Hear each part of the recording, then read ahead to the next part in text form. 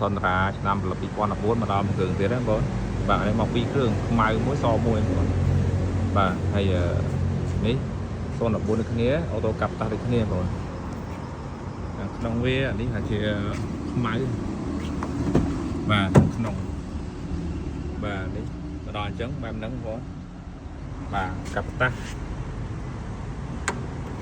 ឡើងក្រាស់គុណបងចង់សារក៏បានចង់អញរៀបចំឲ្យក៏បានដែរបងណាតម្លៃល្អទេ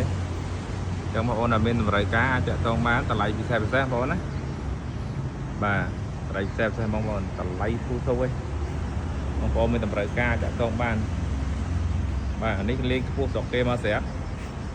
បាទអូតូកាប់តាស់នេះបាទជុំពេលកន្លែងតម្លាក់ចឹងបងប្អូនមានតម្រូវការតាក់ទងបានណា